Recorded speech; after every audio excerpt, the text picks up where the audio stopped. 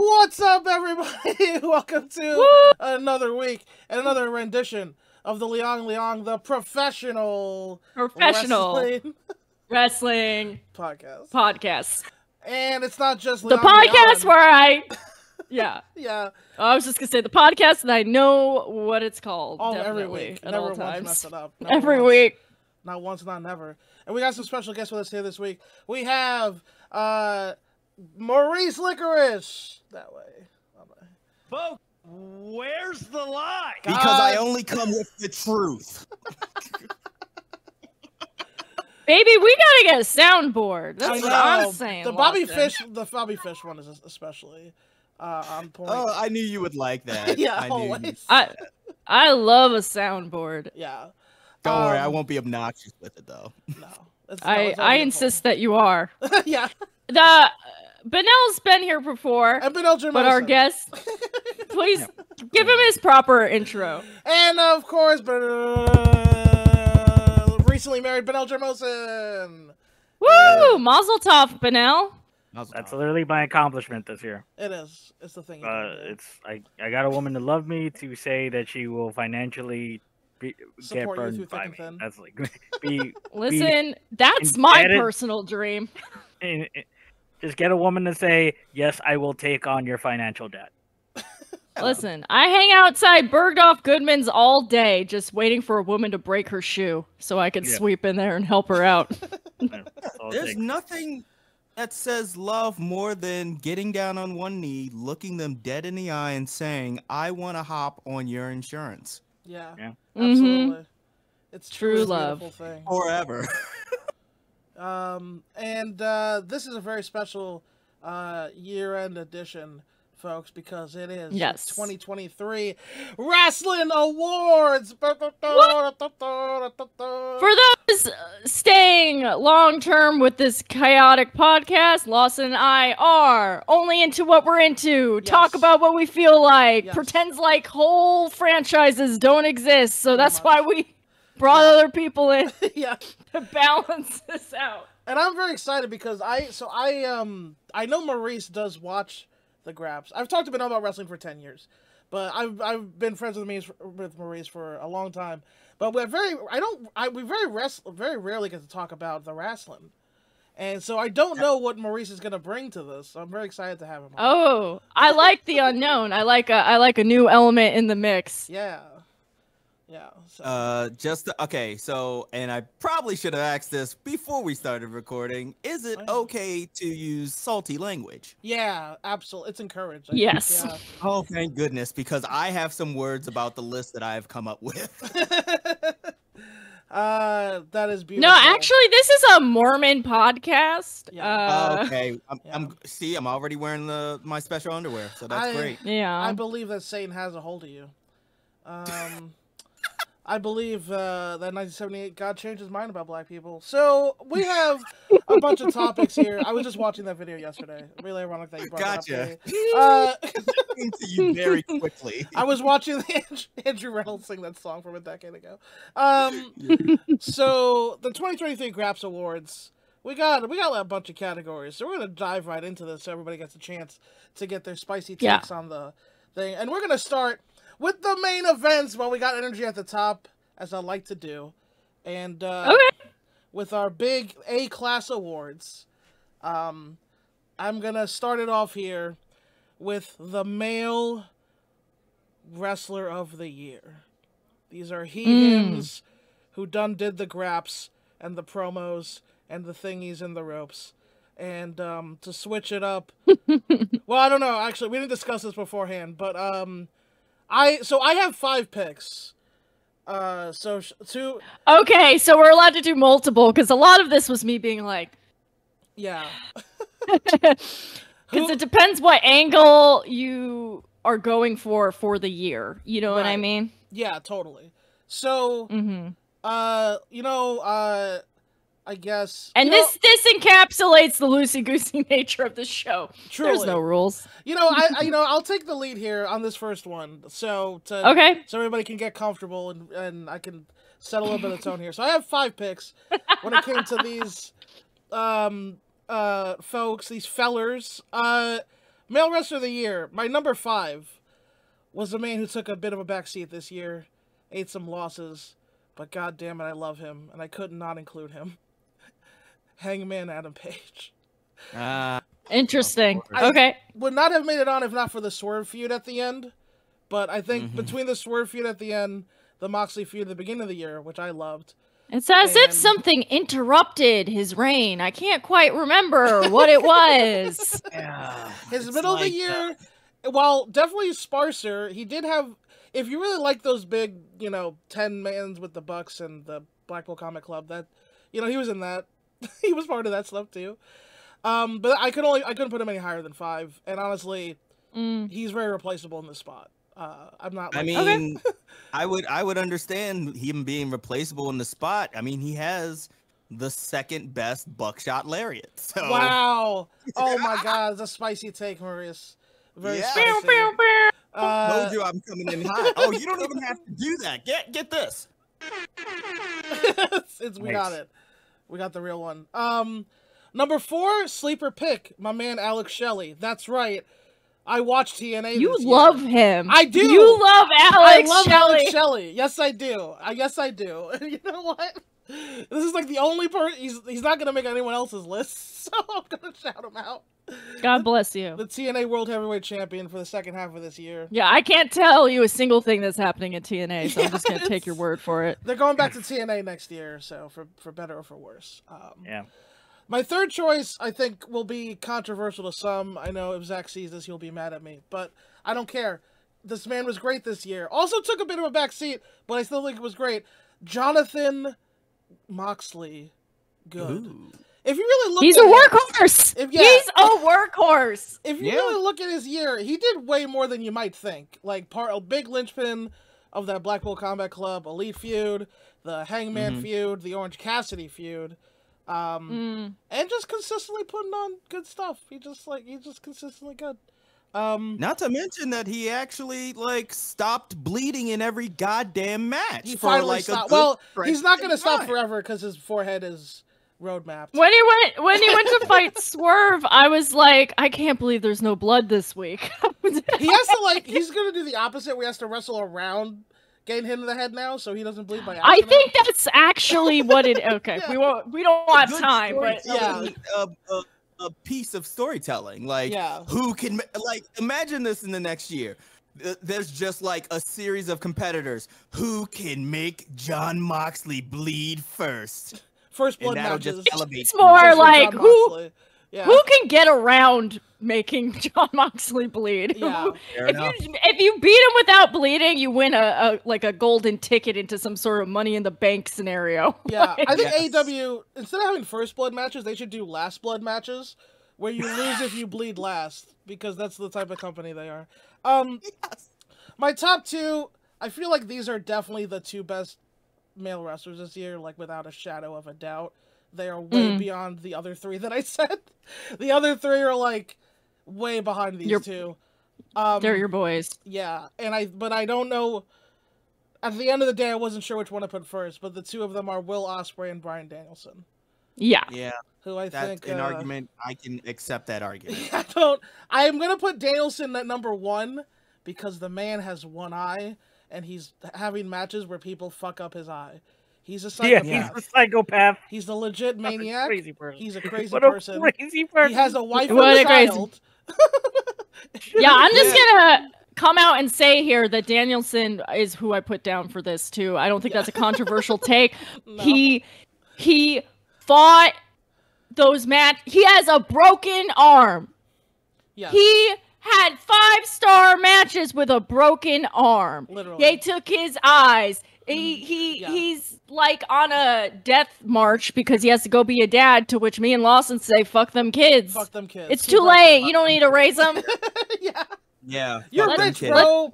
Your money can raise them. Whatever, bro. They don't need warmth. When I was thinking about the best matches of the year, it's he's unavoidable. It comes up 7 times when you're making your list. It was just you can't deny it. The man's having a run of a lifetime. Yes. Fuck them kids. Don't go. It almost makes you wonder, imagine if he had 2 arms and 2 eyes. how nuts this last 3 months would have been. Well, he started this year with both of those things, and now, yeah, true. Yeah, this year has reduced him to nothing. Like, to round be him fair, to first. He's a Monty Python sketch of wrestling. He is. Your eyes out. No, it isn't. Well, what's that then? It's only a flesh wound. So that's my list, and I will throw it over to my co-host, Kay Rose Leon. Was Bryan Danielson your pick as well? Yeah, he was my number one. Okay. I was at the top of this list. I was trying to respect a one-choice rule, but like, it'll be no surprise. I was really debating between him and Ospreay, but I'm a long-term Ospreay fan, and I felt like that would have been too obvious for me. But like, Danielson's had a run that cannot be denied. I will put in a runner-up spot. Swerve Strickland. He has had, just for the fact that like this year, at least for me, is when he really just went nothing but up, up, up, up, up. He's had a really, and I think it's really worth high. I know he's like, it's obvious, but it's just, you can't not acknowledge that he's been involved in some of the best shit this year. Yeah, agreed. Totally. But at the end of the day, it's Danielson. It's just like, the man's unreal. He's going to fight everybody, and then he's going to go to Wrestle Kingdom with probably just one functioning limb. He's going to kick Okada. He's going to bite Okada's legs off or whatever. Yeah. Maurice Licorish. Yeah. So I want to preface this by saying, like, I am not a tribalistic person. I love wrestling, period, point blank. So to me, it's not a this brand versus this brand. Like, I'm a fan of wrestling, period, point blank. Yeah. As far as my like male wrestler of the year, I gotta give it to my man Gunther. Like, Gunther. Oh, that's a good pick. Yeah. This man took a title that, by all accounts, has meant absolutely nothing for the longest stretch of time, to the point where I think like the title holder before that may have been Shinsuke Nakamura, and he had it for like months and never defended it, and it was just never on a PLE or anything like that. This man took the title and he has elevated. I'm saying that is my word of the day. Elevated. So take a shot anytime you hear me say it. He took the title and he made, yes, exactly. He has made that thing matter. That is a real-time champion. An argument could be made that title feels more important than certain Universal Championships that you never see anymore because they're just constantly taking breaks and part time and shows up 8 times a year. Whatever. But and he just is great when it comes to work rate as well. The dude got The Miz to have a decent match. Wow. Like, that wasn't boring. Like, come on now. That just shows you how great he is. Yeah, I have dropped out of WWE pretty massively. I don't know anything, but he is one of the main reasons that I have started watching again, because I always, I was a big fan of Fat Walter.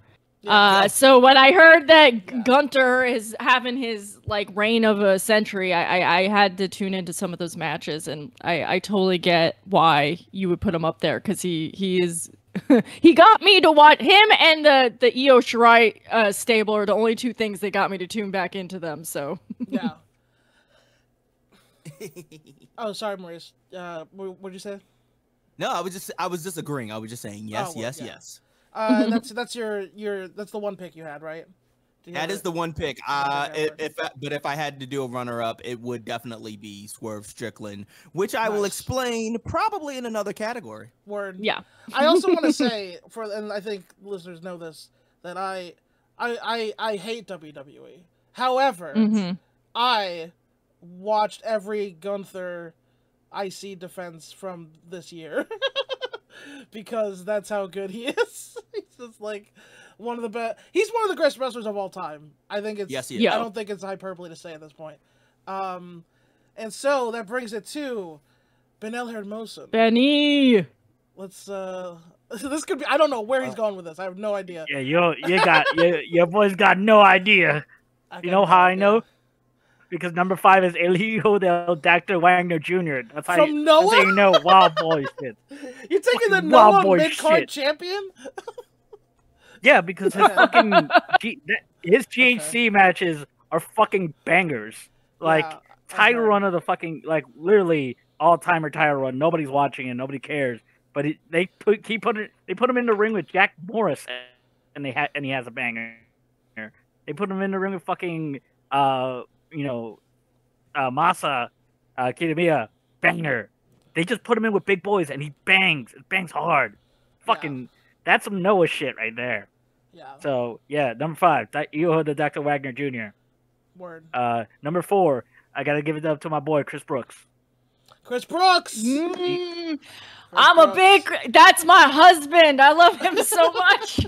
He did have quite a year. You're totally right on this, Benny. He did have a great year. Yep. This was his year, yeah. 6-month run with the DDT KOD champion, beat Yuji Hino, main evented Ultimate Party.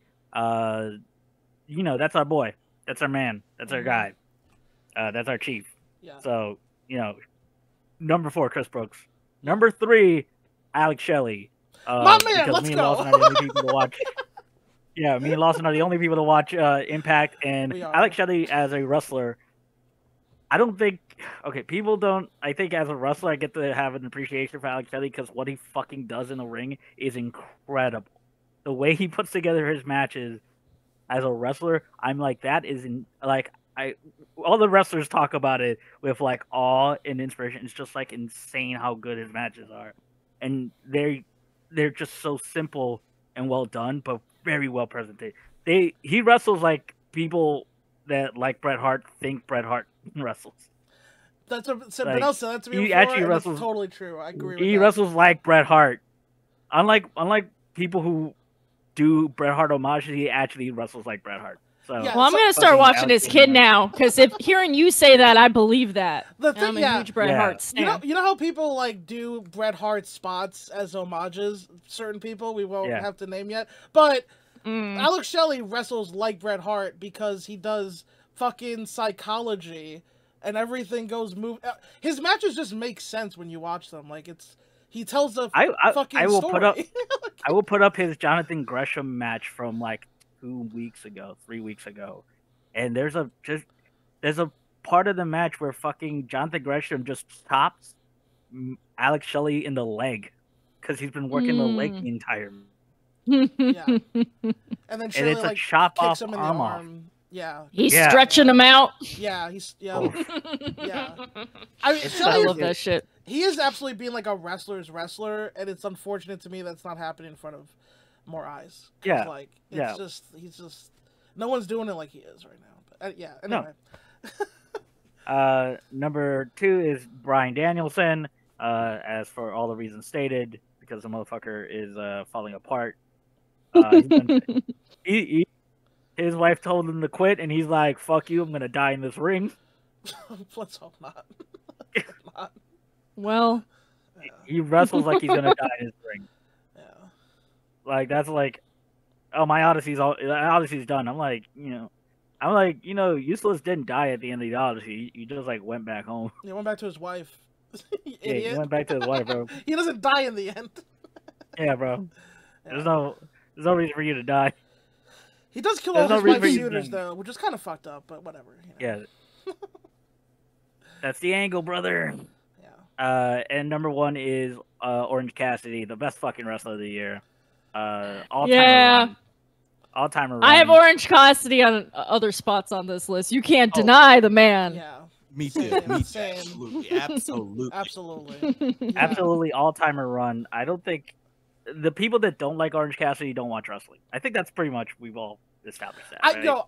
It really does feel like the people that criticize him don't watch him. They watch like clips of his spots. They don't even watch clips. They watch spots from like 2-3 years ago, when he was IEW TV champion. Like they don't even watch the shit he does now. Like he's so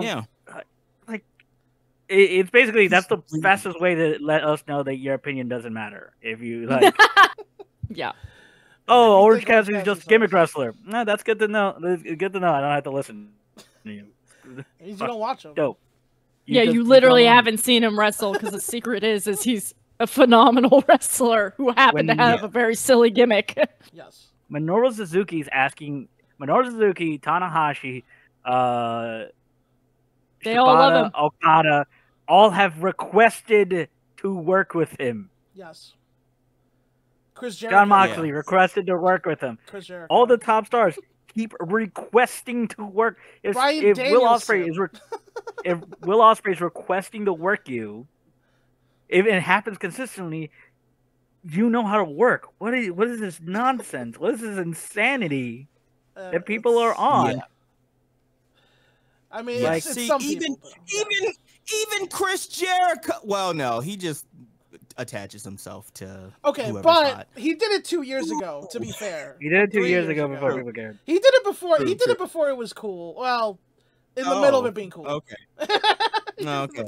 Okay, so I guess we're just gonna go with the narrative. Yeah, Chris Jericho is just this trendsetter. All right. No, I don't think anyone here is saying that. I wouldn't quite say that. Are you kidding?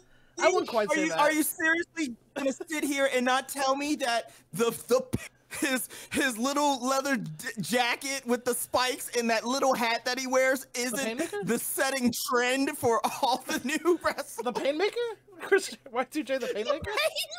With the eyeshadow? I'm sorry. It was awesome. Bro. Yes, I can't even. It was keep awesome. A straight face. I legitimately love the Painmaker. I love the Painmaker. It's insane. It's complete nonsense. I love it. There are several hair metal musicians in my family, and I can just say that men of a certain age are just drawn to an aesthetic. What can I say? I love Chris Jericho, the wrestler, but he absolutely. I will never not tell you that he does have the vibe of that meme of "Hello, fellow kids." 100%. Hello, fellow 100%. children. I am Chris Jericho.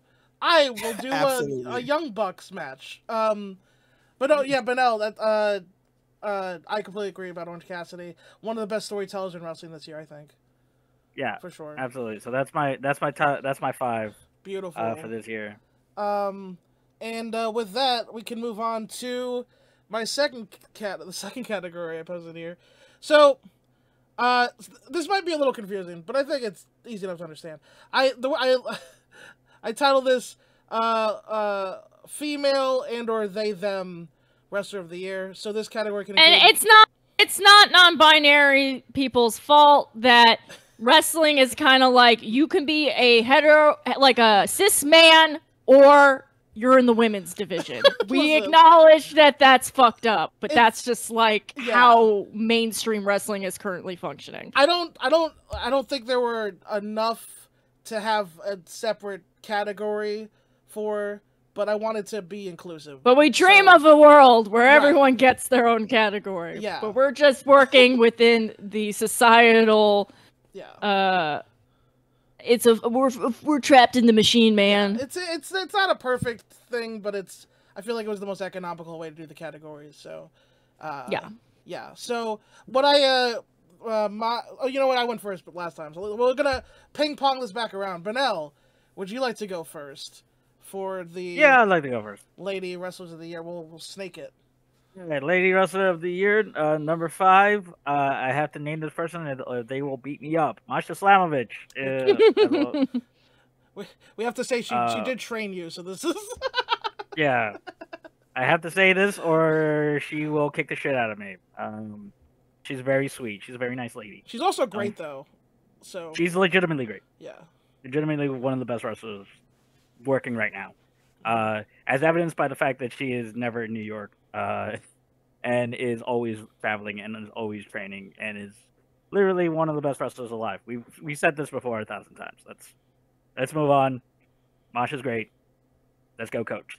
Number 4, Mercedes Moné. Remember Mercedes Moné before she got hit? Yeah, I do. Hot streak. I do. Hot streak beginning of the year, man. Hot streak beginning of the year. I hit the ground running.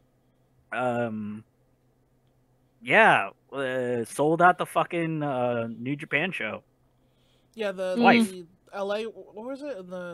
Is it Texas one, and then the one in California too. Yeah, the one in California too. Mm-hmm.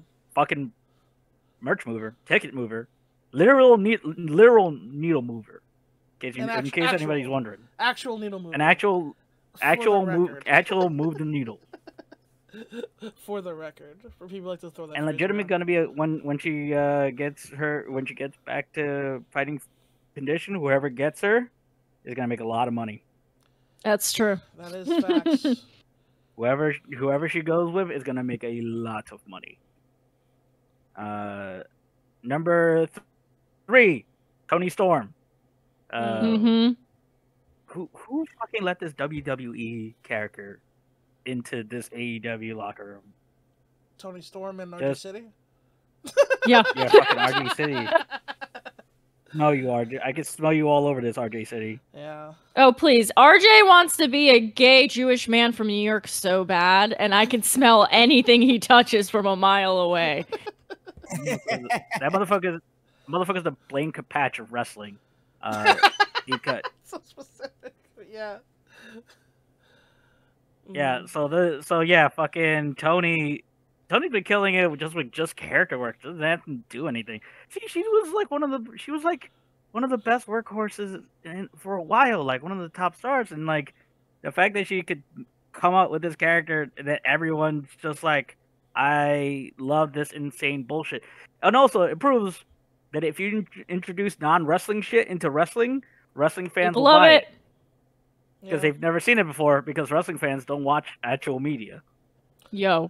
They don't actually watch TV or movies. They just watch It's wrestling. so funny when it comes up, and I'm just like, there's another word for this. Yeah.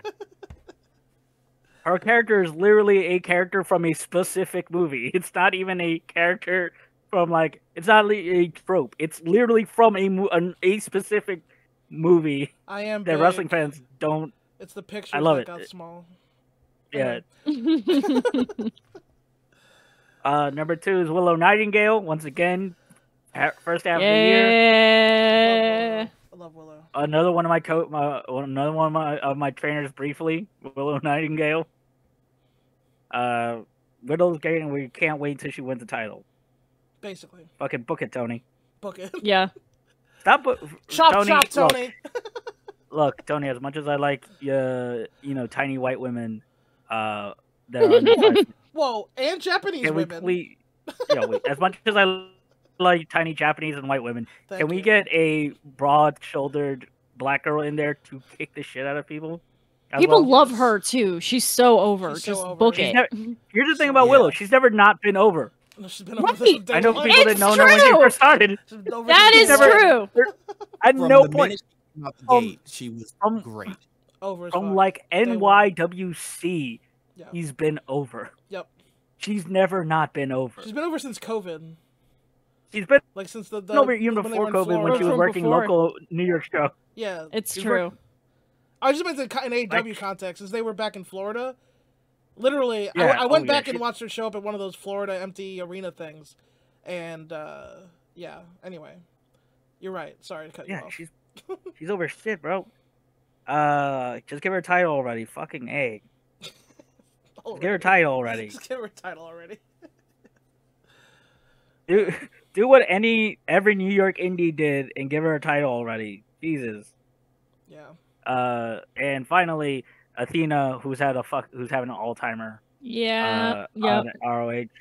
Once again, an all-timer nobody's watching, but still an all-timer. Fucking great. Her and Billy Starks.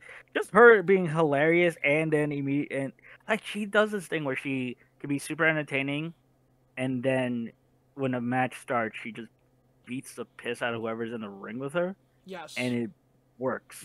Yes. And that wrestlers, because she's like a dork in real life, and like the fact that she could be a dork in real life and then a badass in the ring is like amazing to me. So Athena is my number one woman of the year. Awesome. She's got final boss energy, and I love it. She does. Absolutely agreed. Maurice, who was on your list for this? So my runner-up is Athena. And the only reason why she didn't get the number 1 spot is just because it's not her fault. She's doing career work. You know what I mean? Like she's really like putting in the work and like she's going out and having banger after banger. It's just that it's unfortunate that she's relegated to Ring of Honor. Like, bring her to like AEW proper. You know what I mean? Yep. Like she needs first off, if anything, and they need her. They need her, man. Sorry, I go on a women's division rant about AEW once a week on this show. They need her, like, which is every show for the listeners. Every show, and I'm not even gonna get into the 1/4 hour of Dynamite discussion because I've been banging my head against that wall for several years now. No, it's fine. They know the problem. We all know the problem. We all know the problem. They all know the problem. Yeah. They're aware of it. We're aware of it. No, at a certain point, you just they gotta figure it out. Who needs to sign me a yam? Let's let the bunny go. Who cares? Who needs women who can work and are hot? Anyway, Maurice, you were saying. Anyhow, that was my runner up. I got to get my number one spot, and like just hear me out. I got to get my number one spot to Rhea Ripley. Like she's dominated her division. Gigantic, yeah. She has she is the reason that I actually give a fuck about Judgment Day, because her work for Judgment, her work to like elevate that faction was some spooky nonsense with Edge for some nonsense bullshit of a time. Edge going to that place. Then like she took over as mommy. She's both elevating Dom into like this heel who everybody boos. Like that's also thanks to her. She's dominated her division. And the last thing is like, I personally feel like she had one of the best matches of the year with Charlotte Flair at WrestleMania. That was a really great match. One of the best WrestleMania matches I've ever seen. Yeah, like it was so good. And for that alone, on like the biggest stage and getting her win back from a couple years ago when Charlotte Flair and them wrestled for like the NXT championship for some reason, which I'm still annoyed about. She got her win back, and on the biggest stage, boom. That's my reasoning for giving her the top spot. It was an awesome match. Oh, she has something that I really value that I think is not appreciated, is that she has reach outside of wrestling. Yep. I gotta tell you guys, lesbian TikTok is obsessed with her. Yeah. And I know that sounds silly, but yeah, I'm just... You're right. Yeah, and I just think there's something to be said about talent so big that it brings new people in. And I think that's so overlooked by like hardcore wrestling fans, because it's important to get new people interested and excited about it, and she's someone who does that, and I think that's something cool. Totally. Yeah. The casuals love her, the hardcores love her. Like she's great across the board, and like I feel comfortable with putting her in that spot. You know. Absolutely, for sure. Katie Rose Leon. So my runner-up is Chris Statlander. Just because it was so good to see her back, and she's so good in the ring, and I think we're leading up to an Orange Cassidy's type story with her where she's just working her ass off. Now, if they can just get it together and have her fight some real people, I would be a lot happier. But I think her coming back this year has been a really big win and shouldn't be overlooked. But my top, of course, is Toni Storm, because at the end of the day, I'm a gimmick queen. Sorry, I like that shit. She went from just working her tuchus off every week, backing up those girls, and then she totally broke out on her own in a way that I think is impressive. She's carrying the whole division on her back right now because they don't know what they're doing. You know what I mean? I think she deserves the attention she's getting right now. And a lot of people we talk about are showing up in other places in my list. I'm trying to give a little something to everybody. So totally tune in later, I guess. Yeah. No, absolutely. That's huge. I do want to say, I'm a little surprised Benel did not have anyone from Tokyo Joshi Pro. Good point. Yes, I have some of those later too. Okay. So for me, my number 5 is my favorite women's wrestler on the planet, the Queen of Stardom, Utami Hayashishita. I don't know how many she's are in her name.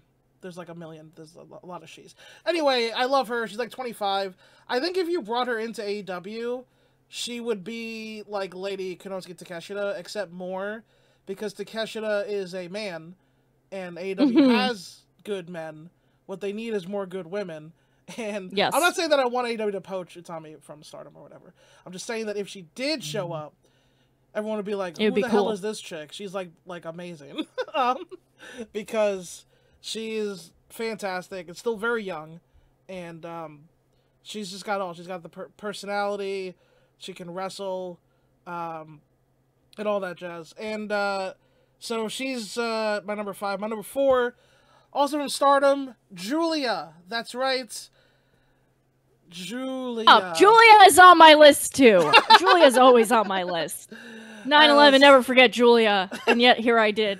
As the Beatles song, no, of course. As the Beatles song goes, surprisingly lost her red belts sooner than people expected, but rebounded, won the New Japan Strong title from our girl Willow, who we shouted out already, and she's Lady Jon Moxley. She's the ace of the universe. Like, you need a big match?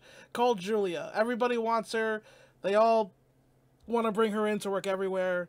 She's a big star, and I think we'll only see more from her in 2024. My number 3, as Katie Rose said, Chris Statlander. She's a fucking superhero, bro. She's like Lady Claudio. That's how I would book her. She's the person you bring in when you need to destroy a monster or something. She's savage and she's great. I'm not. Yeah, they don't. Katie's right. They don't have enough good opponents for her. Like, they have Mercedes Martinez, but how many times can they wrestle? You know, like forever. Yeah. Athena would be a good opponent for her, but then they don't want to beat Athena because she's the champion, I guess. I don't know. We'll have to see what happens with her, but I think she's fantastic. My number 2 is Athena. Everyone talked about this. I want to bring up the fact that Athena main evented Final Battle with a 19-year-old Billy Starks, okay? This Final Battle had the return of Bryan Danielson on the show, but Athena was the main event because, as Maurice said, she's the true final boss in Ring of Honor. And she, for everything you guys said, she's credibility, character, everything. My number 1 is Tam Nakano from Stardom. She beat Julia. She's still the world champion. Yeah. And she had a great run this year. And at one point she had both titles. So they double belted her this year. So I could not pick her. The cutest, the most kawaii Tam Nakano. So with that, we can move over to my this is always my favorite category every year. Match of the year. Woo! Oh boy. We'll snake around. I'll go first. I'll make it quick because my list is chalk, I think. So, okay, here we go. Number 5, Swerve versus Hangman, Texas Death. Yeah. Number 4, Brian. Oh wait, hold on a second. No, that's correct. Bryan Danielson versus Ricky Stark, strap match. That is. I like that more than Texas Death, actually. My number 3, Ospreay versus Omega 2 from Forbidden Door. My number 2, Hangman versus Moxley, Texas Death. And number 1, Ospreay versus Kenny Omega, Wrestle Kingdom 17. Yeah. Still, I think still the best match from about a year ago. I was looking. Okay, so you know what? I won't get to that now. I'll wait for a second. But that's my list is chalk. Katie, what do you think? Match of the year. Yeah. I mean, my list is like I picked the Kenny Will Ospreay as the number 1, but if I was going down, it's like near identical. Like I have a bunch written here. It was a really gross year for wrestling, and frankly, I love it. Yeah. We're all changed forever. We're all different people now than when we started. 2 Texas Death matches in my top 5. I would have never thought. The way those boys are pushing each other, that Ricky Starks strap match, like, you know, I was pushing for Ricky for a while, but I was like, see? Like, everything. Yes. This was hard because there was so many good matches this year, but at the end of the day, it's that Kenny Omega Will Ospreay match at Wrestle Kingdom. It was just like, this is The art of pro wrestling. Yeah. I think. Please enjoy. I will rewatch Kenny Omega do that one-winged angel entrance like once every couple months. I have that saved on a playlist. Maurice. Match of the year. Oh, we can't. Oh, you're muted, fam. You're muted.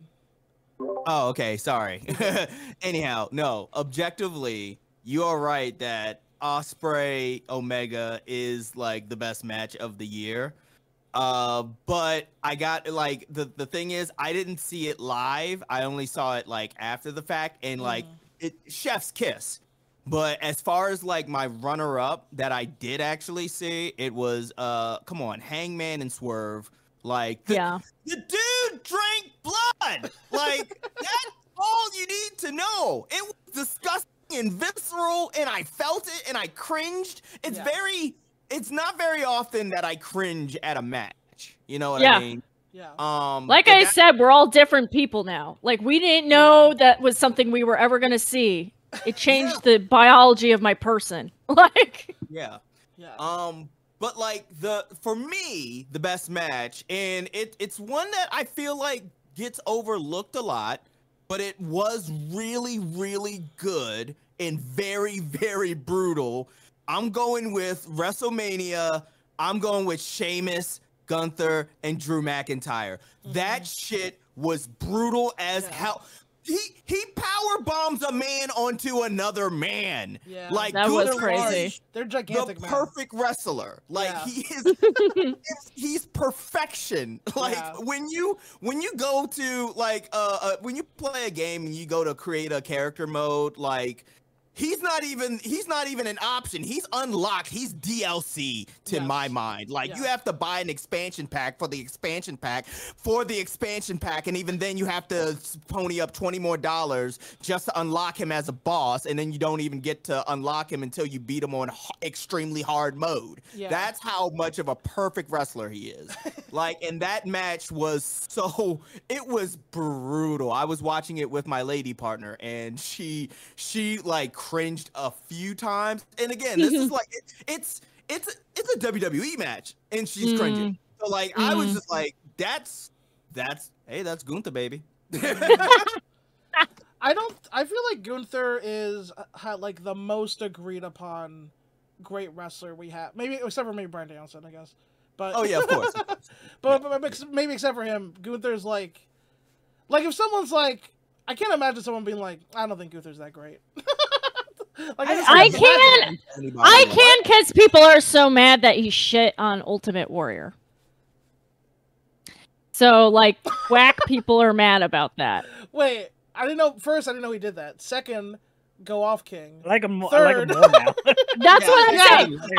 I'm saying that certain people are going to be mad about that, but I think all of us in this room think it's just delightful. That makes him even better. Yeah. For sure. That was a great triple threat. I just want to also add that I walked by Drew McIntyre at an indie show once, and he is larger than anyone you've ever met in real life. He's gigantic. He's a gigantic man. He's so big. And Sheamus and Gunther are like at least his size. He's a biggin. Yeah. Benny G. This is where the curves come. All right. Let's go. As always, as the wild card, as the Charlie Day of this podcast, wild card bitches. Yeah. I gotta put myself over because why not? Do it. I'm putting myself over. My number 5 match is my personally favorite match. Best match I've had this year is me versus Smiley. Ham versus Smiley for Battle Club X. And you can find that on YouTube. You can find that on YouTube. Yeah. Battle Club Pro on YouTube. You can find that match. It's episode 3. It's literally my favorite match I've ever done. I'm a huge Smiley. If you're a New York wrestling fan, you've seen Smiley. He is one of the most innovative, creative wrestlers of all time, and I literally desperately want to emulate him. And it is like the best match I had that year, for me personally. Mm-hmm. You may disagree. We do a lot of wild shit. Literally, there's the part where we're supposed to do a strike exchange, we exchange suplexes. Yes. Yeah. They lovely. Yeah. We do Eddie Guerrero style suplexes to each other. It's dope. Mm-hmm. Number 4 is Alex Shelley versus Josh Alexander. Fuck, that match banged. That match banged hard, and it actually did the weird thing where it lived up to the hype. It was as good as you thought it was going to be. Which, you know, some of the big main event matches these years kind of didn't live up to the hype. A few notable exceptions, but some of them I walked away feeling like it's not all that it could be. Number 3 is Swerve versus Hangman, Texas Death. Of course, we've gone over it. It's fucking Texas Death. Nigga ate blood. That's. I mean, the thing is, we say that, but like, even the level of violence they achieved throughout that whole match. Like, the other thing, remember when the thing got stuck on Hangman's face, the barbed wire? Yeah. His beautiful face. Beautiful. That's the moneymaker.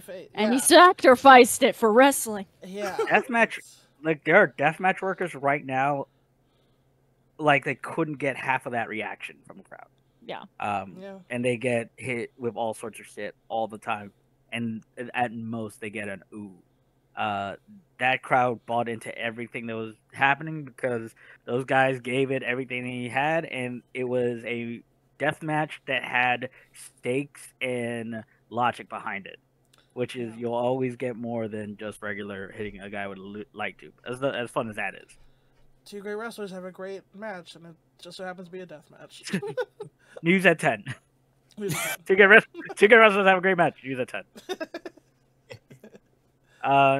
Number 2. So this is one of the ones that I walked away feeling like, God damn it, this could have been better, but not by much. Okada versus Danielson.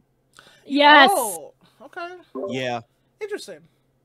Like, it could have been, they had more to go, but fucking Danielson broke his fucking arm, and he was like, fuck you, I'm finishing this match. Yep. Because he's a psychopath and doesn't care about his well-being. And then Okada shitted on him. That's also fun. Anytime Okada hurts somebody in the ring, he just shits on them in the ring. That's also dope. Yeah. Like, I respect that. I respect that. But yeah, Danielson Okada, fuck, it is dope that, like, the motherfucker broke his arm and then he made the man tap out without using his arm. He tapped out Okada with one arm. That's some action hero shit. Yeah. It was nuts. And my number 1 match of the year is Jon Moxley, Orange Cassidy, number 1. I love that match too. I love that match too. It was so good. Thank you for putting this on here because I love that match so much. It's such a good match. It was on my short list. Yeah. Yeah, it's such a good match. Beautiful storytelling from beginning to end. Yes. And you knew that OC was gonna die, but like it's the way he died that made it count. Yeah. So yeah, those are my matches of the year. Beautiful. Fantastic. Can I just say something real quick? Absolutely. First off, I want to just say thank you for having me on the show, and I'm glad that everybody is taking this seriously. I had a serious internal debate with myself about coming in here with a weird character where almost all the answers would have been Jeff Jarrett and Jeff Jarrett related answers. Match of the year, Jeff Hardy versus Jeff Jarrett. If there was a fucking category for like best product placement wrestler, Jeff Jarrett would have goddamn swept. Would have swept the whole fucking thing. He put together some entertaining ass matches for other gimmicky bullshit, and that's why you get a guy like Jeff Jarrett. You get a guy like Jeff Jarrett for these sponsored matches that people pay for. Like the fucking companies pay for, because that's how you run a fucking business, okay? So there will never be any Jeff Jarrett, no more Jeff Jarrett besmirching from my side. Yeah, no slander. Like, no slander. That's fair. I literally wrote out earlier today like an alternate list where it's like match of the year, the Chainsaw Massacre match of the year, wrestler of the year, Jeff Jarrett, best worker of the year, Jeff Jarrett, best major show, whatever Jeff Jarrett was on. Lady Wrestler of the Year, Karen Jarrett. Listen, we stan a wife guy here in the biz. There's wife guys all over this industry. Especially if that wife is Kurt Angle's. It's also Kurt Angle. Oh! Hey. I'm a wife guy. Your wife. Anyway. Hey, Maurice, do you have the the Kurt Angle ha ha ha yeah laugh? Because I would love that. No, I have to get it. I'm gonna write that down right now. I need to get that. I want the Perk Angle laugh. Oh my God, Kurt Angle laugh. So let's see, we're doing good on time here. Let's move over to best worker. So to be clear, this is just ring work rate, match quality, whatever you think makes a wrestler a great wrestler in between the ropes. That is what this category is for. Yeah, we're gonna start with Benel, right? Yeah, so we're gonna snake it back around. Benel, who would you say was the best worker in between the ropes? Best in ring is Alex Shelley. Word. Yeah. Yep. Pure in ring. Just like I said, from a professional wrestler standpoint, from a worker standpoint, I don't think there's anyone better. The way everything he does, the way he puts together his matches, just it speaks to me at a fundamental level. Number 2 is Orange Cassidy. Mm-hmm. Like we talk. This is the chalk ass list.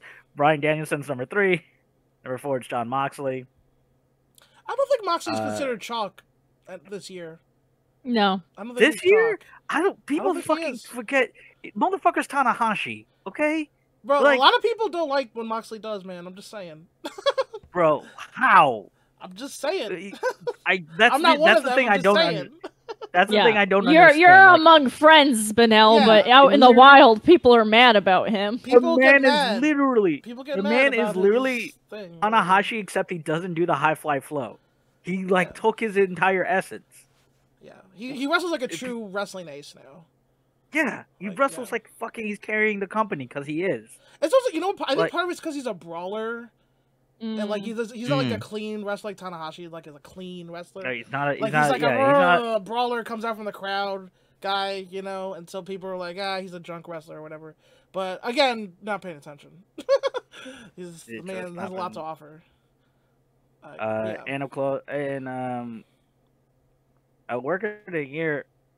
Last one is gotta be Claudio. He's so good. He's so good. It's crazy how he's good at everything. It's nuts. Just can do anything. Yeah, in the world of wrestling, there are guys that are good at everything, and Claudio's one of them. And it makes you mad. It makes you upset because there's deficits in my game. There's things that Claudio can do that I can't do, and I'm like half his size. Yeah. Yeah. Perfect positioning, perfect in-ring, incredible physical strength, cardio for days, brilliant storyteller, brilliant ring psychologist, can do all the spots. Legendary legendary striker, technical ability, can fly. Power, speed. And can fly. Yeah. He does he's maxed out all the stats, and I don't there are two wrestlers in the world, and Claudio is one of them. And then there's everyone else. Yeah. Yeah. I agree with you there. And that is my list. That's my list of workers. Maurice, best ring worker 2023.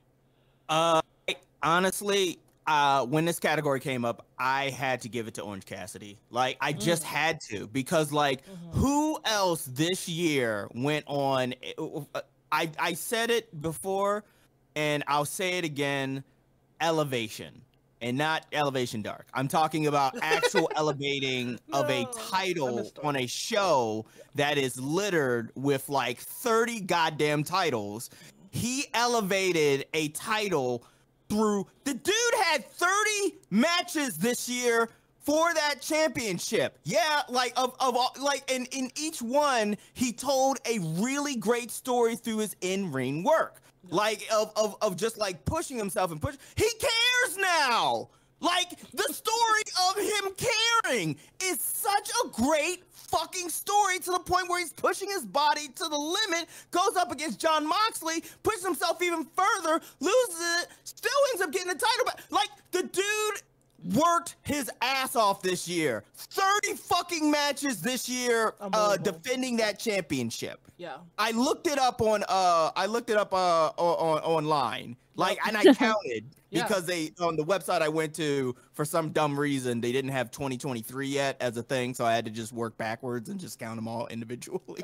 But like, and again, that's 30 championship matches. That's not even counting all the you know, tag team and trios matches that the dude worked. He is a working champion, and that is a message to any other champion out there who claims to be the champion of some sort of universe. This is work rate. This is what it means to be a champion. Come at me if you have a differing opinion, son. I can't argue. Tell me when I'm telling lies. I cannot argue with that. I cannot. Katie Rose Leon. So I had two here, and the one was Orange Cassidy. I think the impassioned speech says it all. But my other one is kind of a weird take. But if we're talking purely in-ring stuff, I'm saying Shingo Takagi because listen, New Japan is imploding, which hurts my heart because it was my favorite thing for many years. But time and time again, that man is carrying matches. He's making me give a shit. He's doing feats of strength. Like, he's giving me what I want in an in-ring experience. And I think he needs to get credit for that, especially as everything crumbles around him. Yeah, it's very true. It's funny. When me and Benel used to do a show, there were years where New Japan dominated these things, and they have not come up as much. Aside from the Ospreay Omega match, and I guess Will Ospreay, but they have not come up nearly as much so far. Yeah, but like for me, he is consistent. Like whenever they're doing anything, I will always watch his match because it's something I look forward to. Because I know even if he's wrestling a sack of potatoes, he's gonna squeeze something out of it. Yes. Case in point, he had a 5-star match with Henare. Right. Like, what right does that have to exist? Wrestled a 40-minute match with him that got Match of the Year buzz in a certain circle. So, yeah, Shingo. That's a great choice, for sure. Did you have any other picks? Or? Yeah, I think that's what I'm going with. That's fair. That's totally fair. I scrolled up too far. For me, okay. I'll try to make this as succinct as possible. I have a list of my 30 favorite matches from this year because I'm a big nerd, and I looked at this list, and I was like, who are the people who dominated this year? And between the two names of Bryan Danielson and Will Ospreay, of my top 30 matches, one of them is in 12 of my top 30. Of my top 15, they comprise 9 of my top 15 favorite matches between Danielson and Will Ospreay. So I'm giving it to them as a joint first place vote. And then I put Walter, and then Gunther, and I know his name is Gunther now, but I still call him Walter. So I put Walter as a runner-up. And I also want to shout out, especially because we're not going to have him for a little while, this man might have gone a little bit under the radar this year. Kenneth Omega had more good matches than you might think. He had the Vikingo match, the MJF title defense, the two. He was also there for the Ospreay matches. Those two, he was there. and the cage match with Moxley and a lot of stuff like that. So I also would give a shout out to Kenny Omega on this as well. And yeah, that was my pick. We're going to, this is the last A-class award here. Best major show. So this is like one show, not to be confused with like a TV show like Raw or Dynamite. This is a best major show of the year. I did research for this, and like I remember the Ring of Honor shows being really good, right? I was like, first I was like, wait, how good was Wrestle Kingdom this year? I looked back and I was like, that was all right. I mean, I had like 2 good matches, like I had the Omega match or whatever, but it wasn't as good as it usually is, I think. And then I was like, there's some really good Ring of Honor shows too, right? I looked back and looked, and they are really good. But then when I went back and looked at every AEW show from this year, I couldn't justify putting a Ring of Honor show above these. So I didn't. My list is all AEW shows. Just gonna say, because when I went back and looked, I just couldn't. That's why they're so frustrating to me, because they always pull it out. They were just. I know good. They have it in them. Yeah. They had a crazy pay-per-view run in the summer till now, I would say. So I have AEW Forbidden Door, which I think last year's Forbidden Door was better, but I thought this one was still really good. Wrestle Dream. Wrestle Dream had the first Hangman Swerve match. It had Danielson versus Sabre, and it had the Darby Christian Cage main event. Those are all on that show. It's a fucking great show. And then AEW All In, Wembley, and even better than All In. And I remember, Katie, we ragged on this card before this show happened. I know, and then we were like, it was so good! When I went back and looked, AEW All Out is better than All In. Like, blow for blow. If you really look at it, it has the Danielson Starks match, which we didn't know was going to be on, which is a big help. But then, the Cassidy Moxley main event. I think it has the best Chris Statlander pay-per-view match against Ruby. Maybe the best Ruby match of the year, probably, too. And it's a great show. It's a really good show.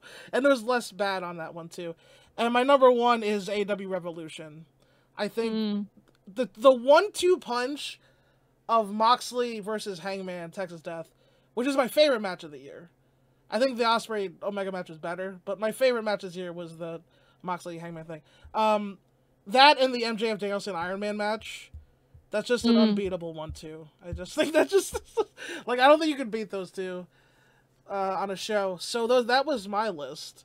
Very heavy in one direction. Yeah. So, Katie. This was easy for me, because, like, as we're doing, I didn't make top 5s for any of these, but in terms of when it comes to me and what I want, programming just for KRL, I have to give it to Forbidden Door, because I love New Japan, and AEW really stepped it up, and I remember just not even having, because like my expectations were so big, right? And usually you get let down, and then they were exceeded, and for me that's a gift, because that hardly ever happens to me, So I really just got to give it up that Forbidden Door give me everything I wanted and more, so I can't complain. Yeah, absolutely. Maurice. First off, look, I have to give it up. I have to give it up to Triple H's first WrestleMania, and I'm going with WrestleMania Night 1, not Night 2, because I consider them a tale of 2 shows. I don't think it's fair to choose them together. Thank you. They are 2 shows because they're so different, and I'm not even gonna get into that. I'm just gonna highlight the positives, which is exactly what Night 1 did. Like, and it was a near perfect show for me, Like, it was the closest thing as you can get to a perfect WrestleMania. Like, everybody who should have won. You had a mix of everything. Like, do you want nostalgia acts? Guess what? We got John Cena versus Austin Theory. We got Becky Lynch and Trish Stratus and Lita versus Damage Control. If you want storytelling, come on. You got Kevin Owens and Sami Zayn versus the Usos, elevating the tag team titles in the process. Like, if you want some weird drama of a soap opera, yeah, we're giving you Rey Mysterio versus his son Dominic. Like, I forgot that happened. I love it when a dad beats up his son in the ring. In the ring, yeah. So in the ring. And if you just want just pure fun, just like a pure fun with the best buckshot lariat in the game, you got Seth Rollins versus Logan Paul. God damn it, Maurice. I'm just hey. You're lucky I love you. Folks, where's the lie? It's a lie, Maurice. It's a lie. It's a lie. I'm saying this as someone who likes Logan Paul's wrestling. For sure. Despite myself. Sure. I wish I didn't, but I do like his wrestling. Well then, look, all I'm saying is, tell Hangman to make it smoother. Make a smoother landing and then go He's tall. He's tall. I know, that should work against him, He hits like a truck. He hits like a Mack truck when he lands on that shit. He does. But no, Logan's a little more spindly. And then you got you got match of the year candidate in Rhea and Charlotte. That's on night 1, right? Okay, then yeah. That was on night 1. Was the Gunther match night 2? Gunther was night 2. Man, if that was on night 1, I probably would have put it on my fucking list. Yeah. I think the only other match that was on there was the Fatal 4-Way tag team match with the Street Profits one.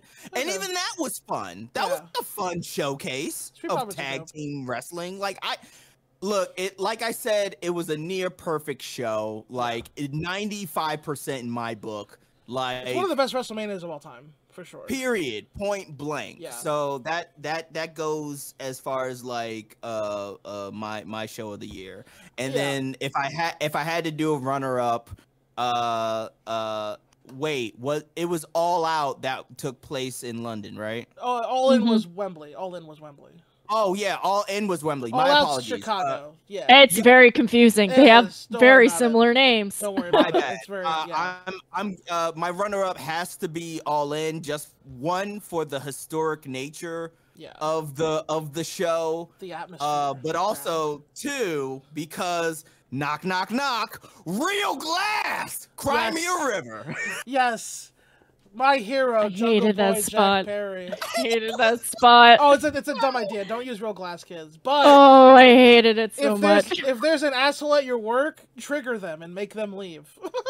Oh, we're gonna talk about that later.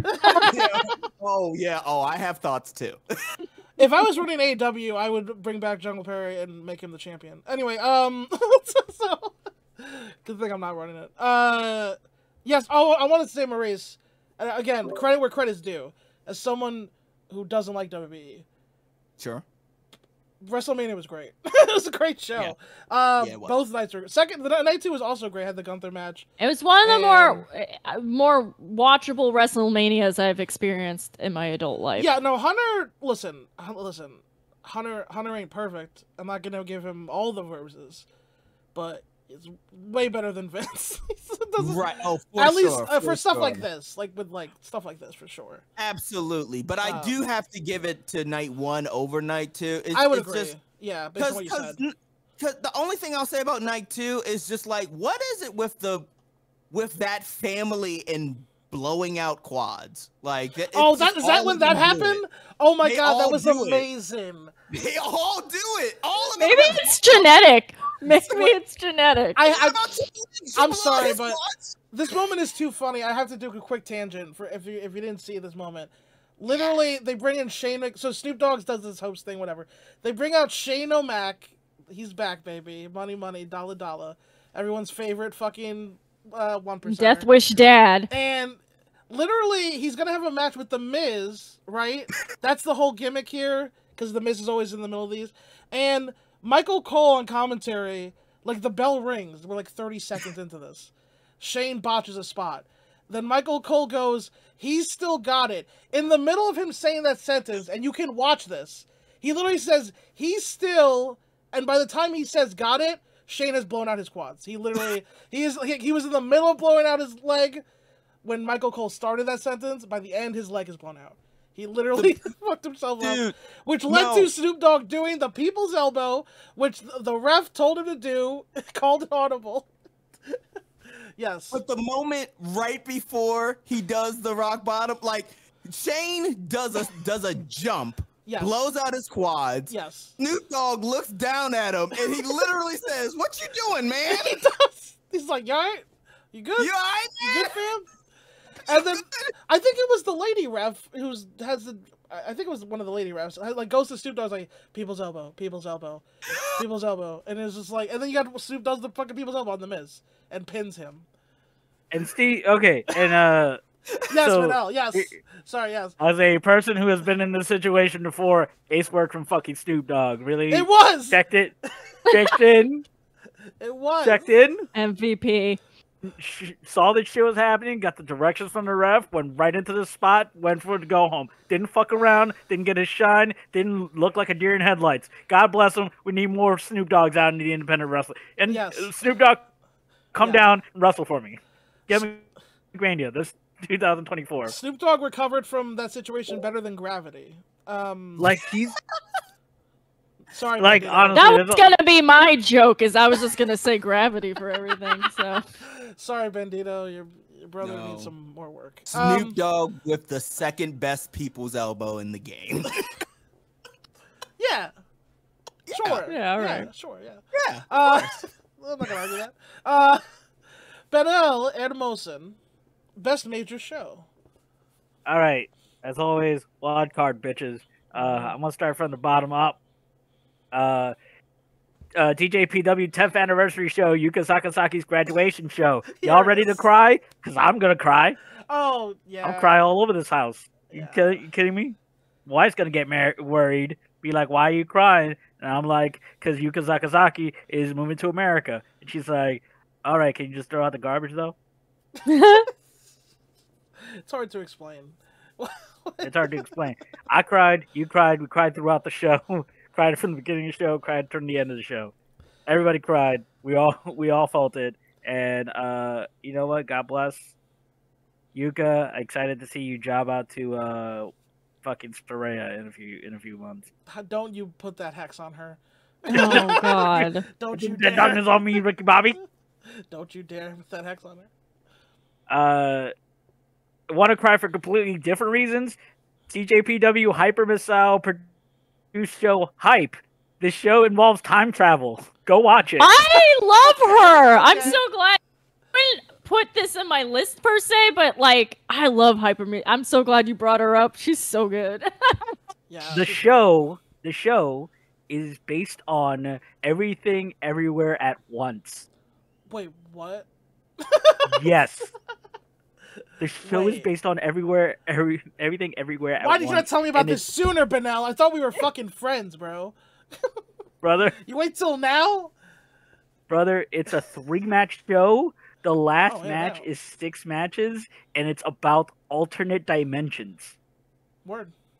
This is what wrestling could be. If you let This is what wrestling can be, guys. If only you believe. If you believe this is wrestling, this is also wrestling. God damn it. All right, number 3, DDT Ultimate Party, because it's fucking DDT. And DDT is the best wrestling on the world. This is the one that it kind of is. Right? This is the one that had Jericho. Yeah, it's Jericho and Kenosuke having a good match. Whoa!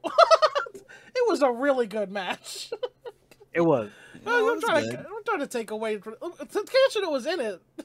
It was good. Yeah. Takeshita did carry that old man. That old man worked his ass off. He worked his ass like off. A maniac. Yeah. Takeshita carried. He's Takeshita. Yeah. I don't know. Japanese Jericho, different Jericho. It's true. Yeah, different Jericho. He wasn't fun it in. Yeah, I mean, yeah, he really, that's absolutely true. It did have my favorite match of all, but it had my favorite match of the year, which also wasn't the best match of the year. Is Hiromu Takahashi versus Kazuki Harada in the DDT. Let's have fun. What will happen? Fun death match. God fucking damn it! Was that an enjoyable match? 20 minutes. There's a blindfold brawl death match in the middle of it. There's a dancing death match. A musical situation death match. 2 title changes in that same match, and then it was followed up by Matt Cardona versus Mao, which was also a solid-ass match. It was a perfect DDT show. Perfect DDT show. And main evented with Chris Brooks dropping the title to Yuki Ueno, who finally, was, as we all know, Ibushi's biological clone. No one talks about it, but Ueno's grown in a test tube by Takagi to replace Kota Ibushi. Yeah, they took a sample of Kota Ibushi's nose hair and grew the kid, and now he's like, well, now we have an Ibushi.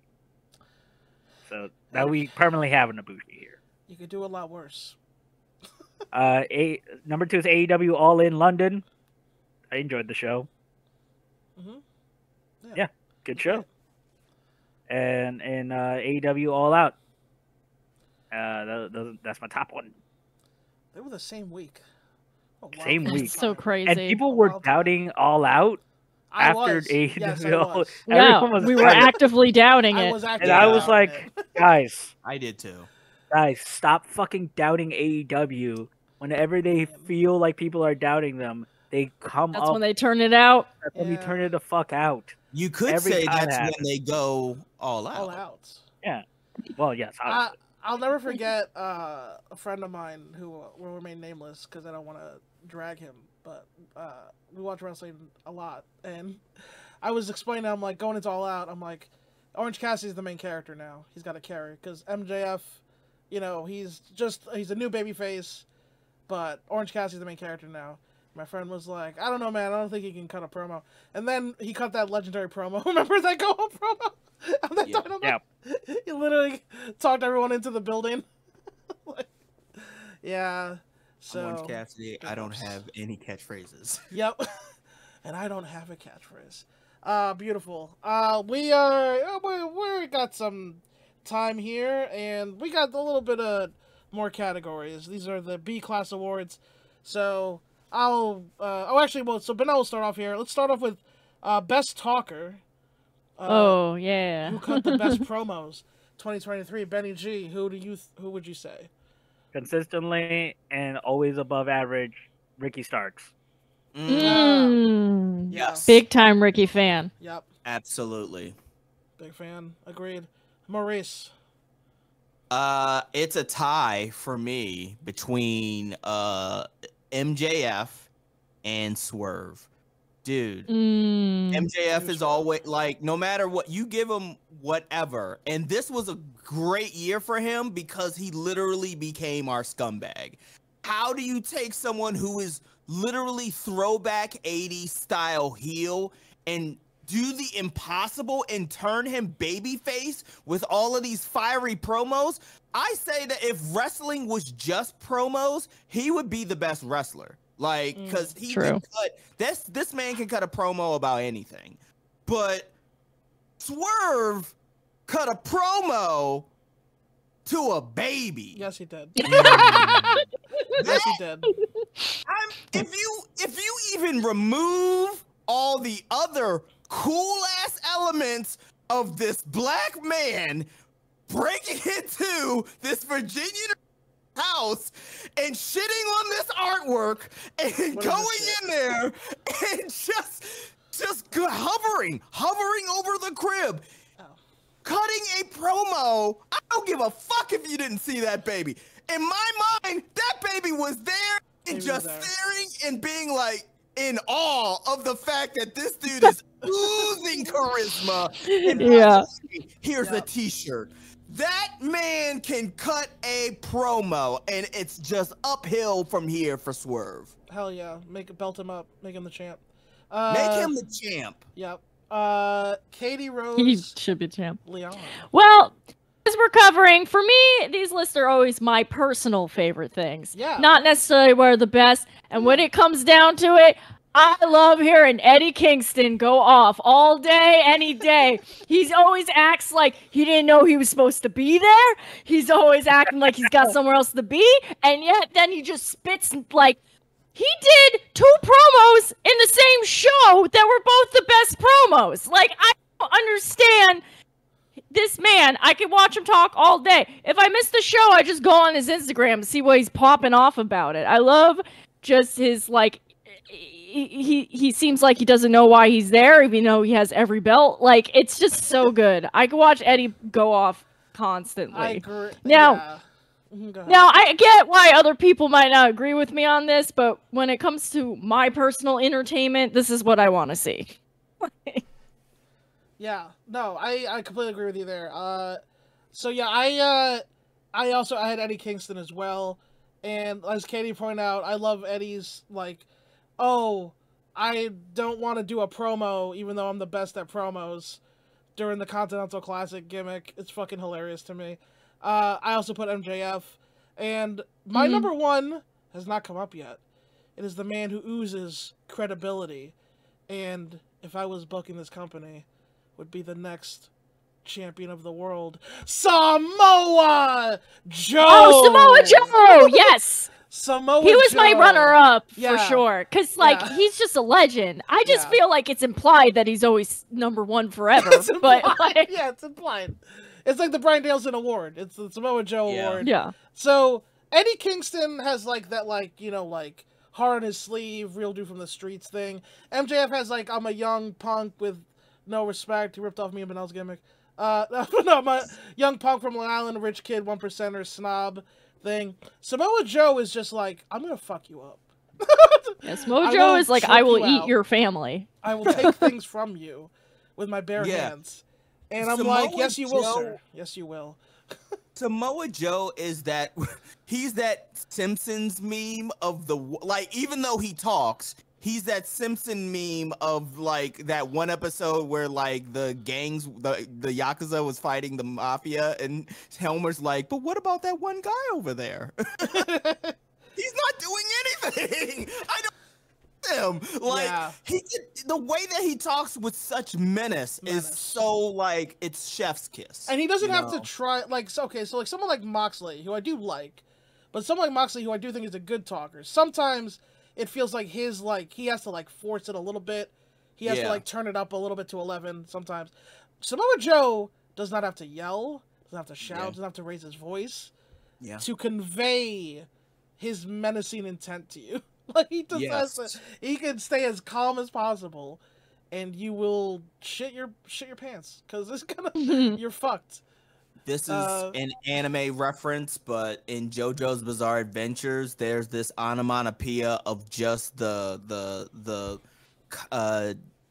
lettering for menace that just pops up every now and then, which, by the way, I'm getting a tattoo of that on my spine. Congratulations. He is that. He is literally just menace. Truly. He's an absolute menace. So, best tag team of the year. I'm gonna go first because I'm gonna troll everybody. Do it. Astronauts! That's right! The Astronauts, baby! Katie, remember that match that I sent you? Those two Japanese boys? It was so good! It's them. It's those two. They're a team. And they when they're not beating each other up, like a couple... Fuminori Abe and Takuya Nomura. They are essentially Japanese fucking indie wrestlers. They wrestle Big Japan and a lot of indie slummers. But they are a couple of Japanese black boots, black trunks, wrestlers who are fucking like psychopaths. And they will kick you in the face while you're on the ground. And they will stretch you and choke you and hit you and get hits. And they are ass kickers, and I did this to appeal to all the Puro nerds out there. Not really. I don't they really are care. so good, though. But, yeah. I know all the Puro folks out there love the Astronauts, but I did actually go and watch a bunch of their matches before this, so I could actually choose them like rightfully. So yes, they're my pick. Katie Rose Leon. I actually struggled with this. I'm usually a big fan of tag team wrestling, but I feel like this has been a weird year for it. Cause like it would have been. Oh, sorry, my list is. Yeah, it would have been Fletcher and Mark Davis if he didn't get injured. Like they were running up that hill. Yep. You know what I mean? Yep. But it's like. Love Aussie Open too. Yeah. I don't know. I'm just gonna say Bullet Club Gold because I like Jay White. So. And that match he did with Juice was crazy. So I'm just going to throw that out there. Sorry, I should try harder with this one. Tag team wrestling deserves respect, but... It was kind of a weird, uneven year, though. I agree with you. Yeah. I really like lucha-style tag teams, so I think I'm going to just have to get more into watching Mexican stuff for a little bit. Commander and Penta? Because, Phoenix got injured, so... yeah. Vikingo and Commander. We'll see. Yes, but yeah. Anybody from Los Vipers, like pretty much, just throw two Los Vipers together, and there you go. You have a Lucha Libre tag team. Who are Los Vipers again, Benel? It's fucking. There's like 17 people. It's like so. It's Toxin. Are they all from the CMLL or? Oh, I mean they're independent. They're independent. Independents, but they usually work AAA, so it's like AAA. Okay, yeah. Be like a guy like Toxin, Latigo, Tiago. Like literally, it's whoever's around that weekend. It's the Freebird rule with 17 people. Yeah, basically. Who's not in black? Who's not in Black Generation? Okay, they're in Los Vipers. Maurice Licorish.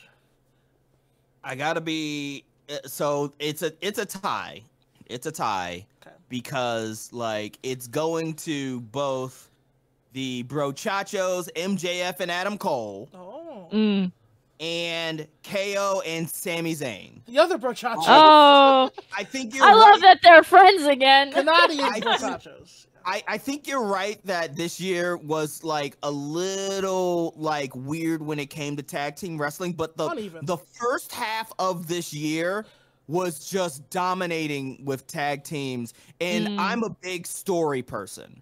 So when I see a story of two people who do the how can they coexist, and it turns out that it's actually a real budding friendship because one of them is used to being surrounded with friends and the other one is used to portraying people because he's never had friends. I'm a sucker for that beautiful shit. And then you have almost somewhat the same story. Yeah, except over many years. Yeah, a deep history there. Weird, like you have like this battle, like the Sammy and KO story, along with another entry that I will get into later in this list. Like that story made me feel it. Like it made me feel things. Like when they finally hugged on that episode of SmackDown, I was just elated, and then to see that play out all the way up to WrestleMania Night 1 was beautiful. And just seeing MJF and Adam Cole's friendship, like just grow and blossom to the point where now like MJF is literally like trying to be guy. Yeah, he's the most over guy, and he's our scumbag. He's like, I'm gonna defend our tag team so that when you come back, you'll have a place in my heart. Oh, I mean, in this ring with the championships. Like, I absolutely love it, and I'm a sucker for this shit. I can't wait for Adam Cole to come back and turn on both him and Roddy. That's what I want. Oh, for sure. I want him to throw them all in the trash. Can we side note real quick? Like, he's the devil, right? Adam Cole? He's gonna be terrible. Adam Cole? Oh, maybe. It's Jungle Boy. Yeah, I thought it was gonna be Jungle Boy, but it's all been leading up to. I mean, hey, like they threw. You know what? They threw Hangman through glass. They threw the Acclaim through glass. Like, yes, it is all looking Maurice. like it's him. I have a whole Jungle Boy return promo that I've You know, I don't know if I've done it on the show, but in case I haven't, it goes something like this. I did something you couldn't do. I saved this company from the real menace who was taking us down, and all it took was a little bit of glass. Anyway, write that, TK. Give it to Jungle Me Boy. and Lawson are taking over the writing department next week. See you guys later. Also, hopefully Jack Perry learned how to not sound like a dork, but this time he's been taken off, so hopefully he can come back and sound cool. Don't worry, Lawson. I passed it over to Quinn. Thank you. Please get that to the boss. I sent that to my feelers. Let them know. Yeah. Hey guys. Yeah, please. Yes. Benny G. I scrolled way too far. I forgot we're doing best tag team. Are we gonna go the distance, Benel? Go. We're so close. I don't know. Are we gonna go coast to coast? Are we gonna go coast to coast? Like, I'll tell you what I mean after. Go ahead. Fuck. You know, I don't. Yeah, I don't have anything for this. I'm sorry. No, I mean, I relate. You don't have anything. Yeah, I don't have anything for this. What about the ABC? What the Austin Bay connection? Oh no, absolutely not. No, fine. I like it. I like ABC, and they had a hell of a TNA run, but yeah, no, so here's a surprise ass choice, and it just popped into my head: Sting and Darby Allin. Oh shit, that is an out of nowhere choice. That is especially for you. Orton. Yeah. Yeah. Here's the thing: I've enjoyed their work. They do good tag team work. They do a lot of tag team matches. Like, they do a lot. I like the tag team of Darby Coffin. Can I put that in there? Yeah. Darby working with the Coffin. Yeah. It's not like Sting ain't doing work. Sting's jumping off of shit. He's really jumping off of shit, and it worries me. And it kind of it's worrying. Oh, he's taking big bumps. That's why he's hanging them up. He's like taking. Yeah, you know, he's done. He was like, yeah, I've worked Darby style for a year now. It's a wrap for me. Yeah. So, yeah, no, but Sting has been pretty good.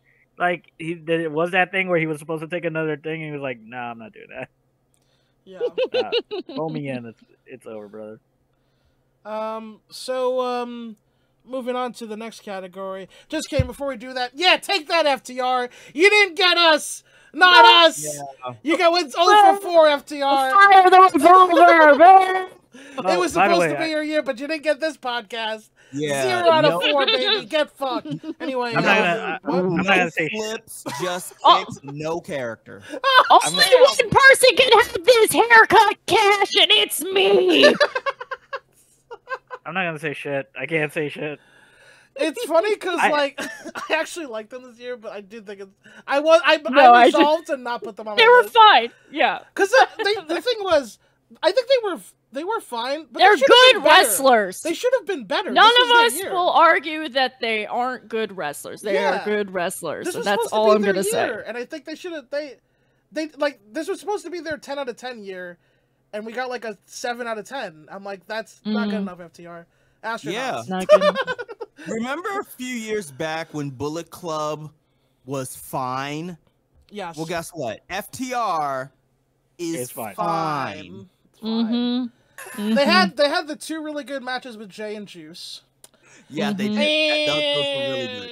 Those are really good matches. I will say that. They made my short list at one point for like match of the year. The MJF Adam Cole match was good. Yeah. But they're fine. They're okay. Listen, that's it. They're fine. That's it. That's not enough. If you're the best, we're the best. Are you? How come you were champion the whole fucking year? I can remember 3 of your matches. Anyway, we're not here to bury them, but I just did. Best babyface. Next category. Benny G. Start us off hot. Who do we love to root for? Who's our hero or heroine? I wanted to say Jack Perry. For I wanted to say Jack. He used to be the easiest to cheer for in the world. I think for a section of the AEW fans, he was the best. He was the biggest babyface this year. He is. I think an argument could be made that he might be the biggest babyface in AEW because of real glass. Cry me a river. Cry me a river. Real glass. How are you? Listen. How are you cool enough to tell CM Punk to fuck off. You're gonna use real glass, but not cool enough to say it in a way that sounds cool. That's the problem. How do you make that sound so dorky? Like, just the problem is he make. And here's the thing: I like Jack Perry's work. Like, I do too. Big fan. I don't think he's. I honestly don't think he's that dorky. I think he's dorky compared to wrestlers. But like, compared to I think that's the problem. Figure it out. He's young. He is. He'll take some acting classes. His dad was an actor. He'll figure it out. He's only dorky if you compare him to the other people in the profession that he finds himself in. That's true. Yeah, that's the problem. Is he's like, he's probably a cool dude in real life. He probably doesn't have to. The problem is wrestling. You can't be a person. Unfortunately, he's just a normal person. Yeah, that's the main problem with wrestling. He can wrestle good. He can wrestle his ass off. Sorry for that. But it's not Jack Perry. It's MJF. You picked MJF for best babyface. Yeah. Wow. Okay. I am legitimately surprised that this is happening. I want to point out, but you didn't like him when he was heel. Yeah, because didn't like him like you. Yeah, I thought he was like Indie MJF. Honestly, I think it's because he didn't have a lot to work with. So he kind of ended up just doing the same stick that you would expect MJF to do. So it wasn't interesting. But, MJF in the big leagues get to spread his wings and do basically do his shit. And it's great. So yeah, I can't hate on MJF. He's fucking amazing. And as a babyface, like, AEW fans love him. Like, that's the thing. AEW fans decide who their top babyfaces are. Yeah, that's a fair point. And for that audience, he's their top babyface. Oh, there you go. Word. Surprise pick there. Maurice, best babyface. It is a 3-way tie. It is MJF because he is our scumbag. It is Orange Cassidy for being a fighting champion. You hear that? Other champion who that's right. Has a long reign but is never there. Mr. I railed against part-timers and became the thing you hated. Anyhow, interesting story though. Interesting story. Only one great champion has a Superman punch. Go ahead. Yeah. What? I didn't say anything. I don't know what you're talking about. And Sami Zayn. Yeah. I love Sammy. Because like. He in the long time that I've been watching wrestling, like for the first time I actually saw a golden retriever be a wrestler, if that makes sense. I hope that makes sense. It does. Like it does. It's literally like a golden retriever being like, I'm gonna be a bad guy, but really, damn well deep down that golden retriever is just a lovable. You can't be evil when your main joys in life are ska and improv comedy. Like, who are you fooling, Sami Zayn? Come on, like he got Uzi over. He got Uzi over. He was always gonna be the babyface. And his match at Elimination Chamber had me like I have no problem with admitting that I teared up. I knew what was up. I knew what this was, but I believed.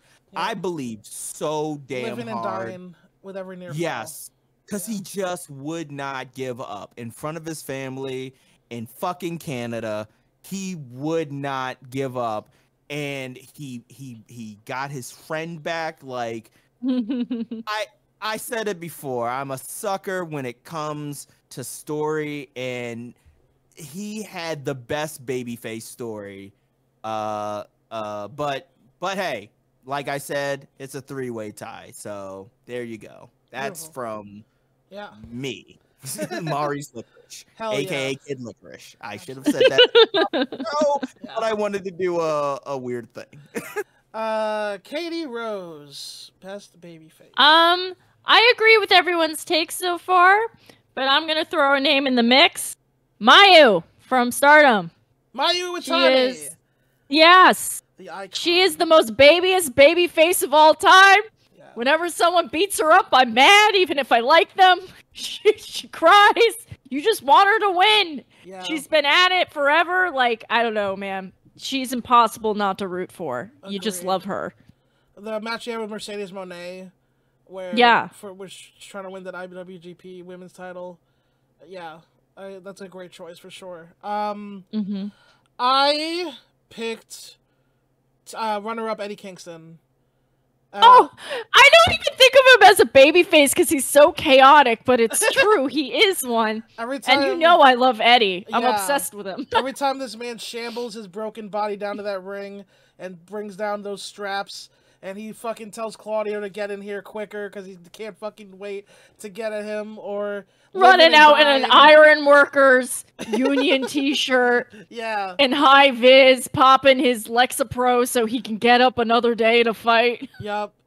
Talking. The key to Eddie Kingston is that Eddie Kingston is only a heel to himself. Yeah. You know what I mean? Like his mental health.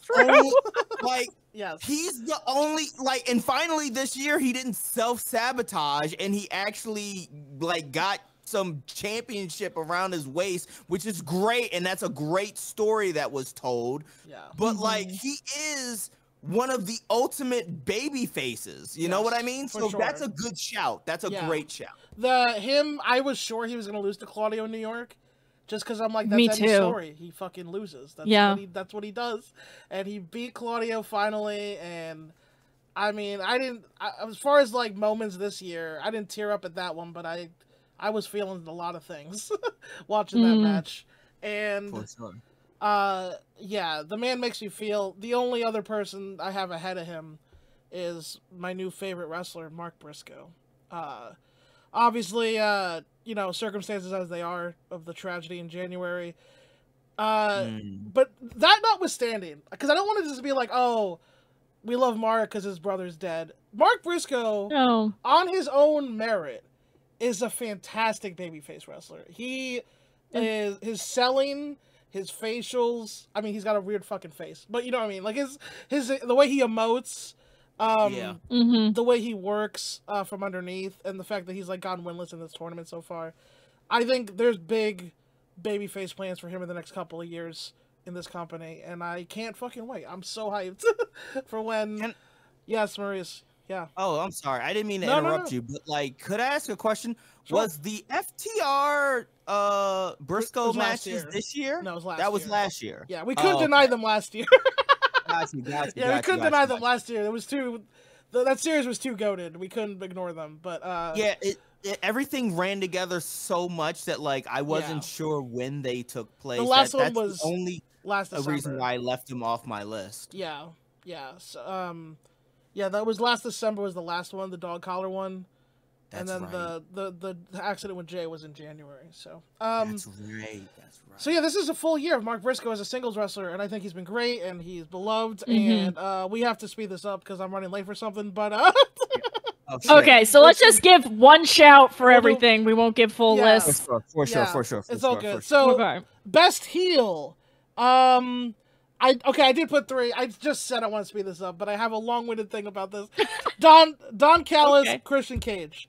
Those we all know those guys. Who you might not know, my number 1 pick is Shun Skywalker from Dragon Gate. And for my money, Shun Skywalker is the best character in wrestling. And I don't say that lightly. I'm not burying people who are also great. I'm saying he's better than them. Think of your favorite character. Tony Storm, MJF, whoever. I'm telling you, Shun Skywalker is better. I'm telling you, this man has a pathos. His story was that he became the world champion at 25, and then he went fucking crazy. And he's been crazy ever since. That's the broad story of it. But the beats of his villainness, he's not just a villain. He's creepy. He's weird. He has tics that are very specific. When people don't do what he says, he'll just start screaming. He just because he can't. He's a man who needs to control everything in his promotion, and everyone's like, "Hey, fuck off." stop trying to do this, but he won't learn. Maybe he'll learn someday, but right now he is an incredible villain. Just I think there's a guy on YouTube who does a series about the masquerade of Shun Skywalker. He's also a masked wrestler, which helps. Because he's betrayed people to keep his mask multiple times. So, yes, that's my choice. Katie Rose Leon, best heel. Well, you know what I'm going to say. I love Christian Cage's run this year. Yes. I think it's the greatest work he's ever done. Agreed. He hates your city. He hates what you look like. He's going to fuck your mom. Yep. He's going to beat up all your brothers and sisters. I love it. I think it's so stupid. I remember when he first went to defend that belt, I joked to my partner, oh, he's going to come out in a battle turtleneck. And then he did. And that is why I love this for him. It's been a joy to watch. I know it's probably an obvious take, but I'm having a lot of fun. That's still a great obvious take, I would say. Yeah. Maurice Licorish. If we're going off of the reaction of the people, it has to be Christian Cage and Dominic Mysterio. You go from dead dads, Dominic's good too. dead dads to deadbeat dads. It's no other pick but those two. Word. Yeah. Also, I want to also, what you said before about Rhea Ripley, I want to give big props because she got Dominic Mysterio over. A thing that I thought was impossible to happen. So, no, she big props to her. absolutely did. Yeah, and it's weird because it's ironic because it's Dom and yet he's a sub. Anyhow, continue. Thank you. That's very true. Benel Germosen, best heel. Give me a sec. Yeah, best heel. Samoa Joe. Yeah. Like as stated before, menacing. Complete. You buy 100% that he not only will hurt you, then there's nothing you can do to stop it. Literally the kingpin of wrestling. Yes, absolutely. Agreed. Absolutely. Yes, he is a terrifying man. Okay, most underrated. Benel, who you got? Most underrated. Basically, who deserves more of a push, more TV time, higher spot in the card? Starks. Ricky Starks. Fair. I always say it. I always say it. Is that your pick as well, Katie? Most underrated? My pick is Ricky Starks and actually Athena because since she's been relegated to Ring of Honor, I think she's really overlooked and she's a powerhouse talent. And that's actually, my number one pick for that. And runner-up is Emi Sakura. Oh, Emi Sakura, that's a good one. Yeah, because she's kind of just like... They keep marching her out randomly, and I'm like, if you're going to have Emi wrestle for you, give her a fucking plot line, because she can do it. Yeah. Give her something before you just march her out. That's a very great point. Maurice. It's literally just Athena. Like, give her some fucking time on the main roster or on Dynamite. She deserves it. This is wild to me. I didn't even consider Athena for this. But it's crazy to me that multiple of you have thought, because she's the Ring of Honor World Women's Champion. But, it's like Ring of Honor champ is like being, I don't know, man. Like, she's relegated to, a weird corner, and I think she should have a bigger stage. And it's like, we know who she is, but, most, it's getting in the weeds. Yeah, especially with how good the work she should be over, Bianca or something. You know what I mean? That's how big she should be. Agreed, yeah. No, I definitely see your guys' point. I didn't even consider her because she is a world champion. As I'd be it's wild to be a world champion's underrated, but I agree with all those points. I put Buddy Matthews of the House of Black because he is the best member of the House of Black. He is so good. He's great. Give that man a singles run. Yes, I actually think he should leave them because listen. I agree. Listen, he's just he's their friend, but you can tell he's the guy. He's not like goth. He has goth friends, right? He's just he's trying to fit in, and he's just a different type of guy, and he should just be fucking... the bass player that doesn't have any tattoos at the show is usually the scariest guy on the lineup. So I'm just saying, I mean, he's got it. Well, if we don't have Pac, just make him the new Pac. Because he's exactly. He's that level of good. He's great. He's me in high school hanging out with the jocks. I'm not a jock. I just like anime but made jokes. That's all it was. Totally. 100%. That's it. Yeah. And Most improved. I think this is there's a real obvious one here that I will get out of the way, which is Julia motherfucking Hart. Absolutely. That's what I was gonna say. Julia Hart. Julia Hart on my list. Yeah. Yes. I would run up Kyle Fletcher, who I would say has improved. He's been good in the ring for years. He's still very young. He's 24. Disgusting. A child. But he's this year started to carry himself like a star. And that, I think, in his promos have gotten a lot better. So in that sense. And then also I threw out Madoka Kikuta, who is the current Dragon Gate champion. He's literally like in his third year of wrestling. And 2 years ago, or like a year ago, he had an injury where people thought he was never going to wrestle again. And then he came back and was so great that he beat Shun Skywalker, the ultimate villain of this promotion, and is now... I gotta get into Dragon Gate, Dragon Gate's awesome. I wish it was more available. It's really cool. Yeah. And those are my picks. Katie Rose. Yeah, Julia Hart was my pick for this. I mean, she worked her took us off. She really improved those, shooting star presses, moonsaults are very clean. Like, I think she's someone who could have easily been relegated to just being like a mediocre pretty girl, and she just like did not accept that narrative. I think it's pretty cool. Yes, awesome. And she's only gonna get better. She seems to really care, and I think that really shows. She's a little child. I think she was born after 9/11. Maurice. But you're muted, by the way, fam. Julia Hart as well as Dominic Mysterio, but a surprising one on my list: the Guns. They hook up with. Yes, it's true. Yes, and you can't tell me that their Mini Men by 50 Cent intro was not fucking awesome. It's fire. It was so good. That was fucking fire. And they figured it out. Yeah. So that's my. It had the personality, and I think they just needed that little extra push, and they really have been knocking it out of the park. I agree with that. All right. I was gonna say the Guns myself. Good call. Yeah, they've improved, and I've been the Guns guys for a minute now. So I'm glad that I called it. All right, guys. I'm sorry I can't finish. I gotta go. Family emergency. I'll see you guys in a little bit. Alrighty, we love you. We love you. Bye. Bye.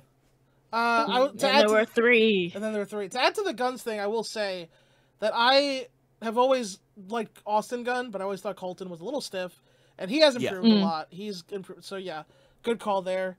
It says a lot that like I'm referring to them as the Guns and no longer as the Ass Boys. It does. Yes, it's true. I also want to say their entrance is so cool that main eventer Jay White does their entrance, not his own. Absolutely. He doesn't do his own entrance. He does the thing that their entrance. So yeah. Okay, just two more categories here on the docket. Best champion. Oh shit. This is who had the best championship run in 2023? Maurice.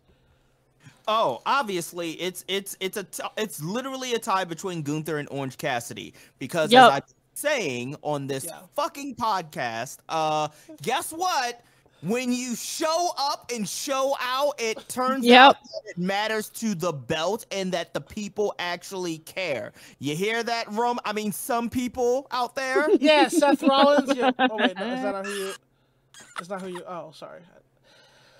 But yeah, those are my picks. OC all the way. I don't think anyone's gonna fight me on that. I mean, what a fucking run. I was so invested when he finally got it. It meant something, and then he really defended it every week.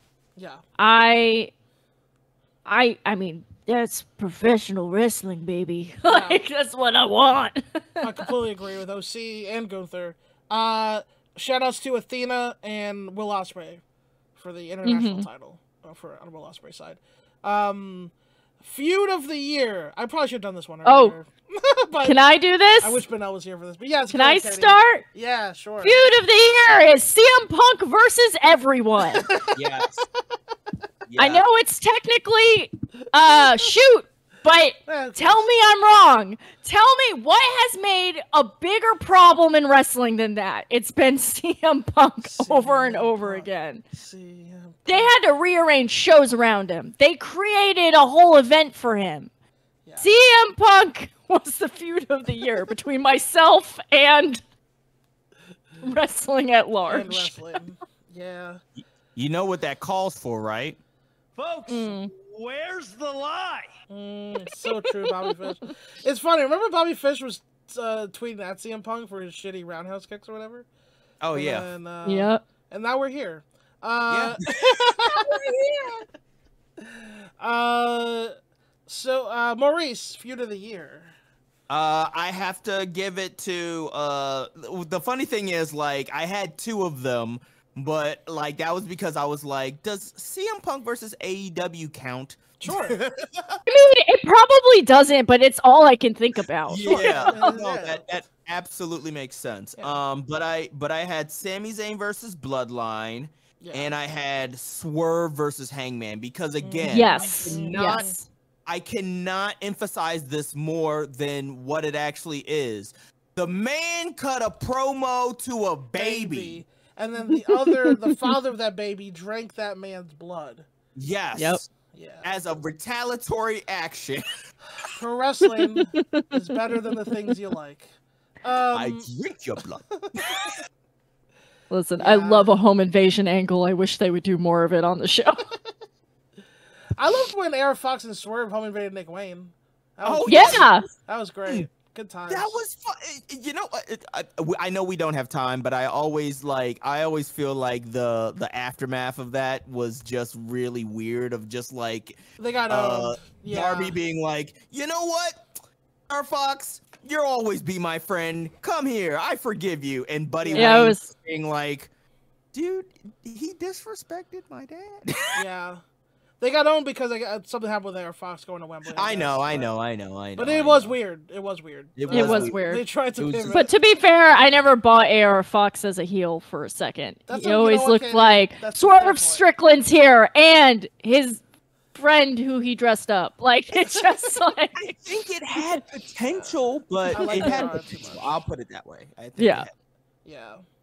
I would have preferred Air Fox be his right hand than Brian Cage. But that's just true. Feud of the year. I guess I'll end this off here. Swerve vs. Hangman is my number 3. For all the above mentioned reasons. My number 2 was Mox. There's a theme to these. See if you can spot it. Moxley versus Orange Cassidy. Just a beautiful, my favorite story in wrestling, probably from start to finish. And my number 1, and this is like this feud was everything that I know. A lot of people love the MJF Adam Cole stuff, and that's but for me, everything I want in wrestling was encapsulated by Jon Moxley versus Hangman Page. Now it might be hard to remember because it was in January to Revolution. You're right though. That was like good long-term storytelling. Yeah, because it really was. Hangman beat him in that ladder match 2 years ago. Then they had the title match last year where Moxley KO'd him for real with a lariat. Hangman was gone. Then he came back January. They had a series of matches that all built on each other and told a cohesive story, culminating in the Texas death match where Hangman finally put away Jonathan Moxley when he choked him out with a chain. I just loved it. I just loved that whole story from start to finish. I rewatch the matches sometimes. I rewatch the promos they cut on each other. Their personalities, I think I just love the way the two personas clash of these two men who like kind of respect each other but need to kill each other, you know? Moxley being like a little bit older. Everything about their dynamic is just, to me, perfect, and I would love for them to run it back for a world title or for whatever reason in the future. And see that 2-3 years from now. Just space it out, you know? Totally, yeah. Yep. And with that, those were the 2023 Graps, everybody, at Wrestling Awards. Maurice, please, before we leave, hit the people with your plugs. First off, yes. First off, thank you for having me on the podcast. Yes. This is Maurice Licorish, aka Kid Licorish, bringing to you a reminder that the Black and Snurdy podcast is a podcast that exists, and we just hit our 100th episode. Woo! So Go check that out. We are currently on the on a winter hiatus. We will be back in the new year with brand new segments, brand new energy, brand new. But yes, Black and Sturdy Podcast is a podcast that I do with and also a little spoiler for the 100th episode. We reveal that me and my podcast partner WOTY, we've been dating. So the entire time.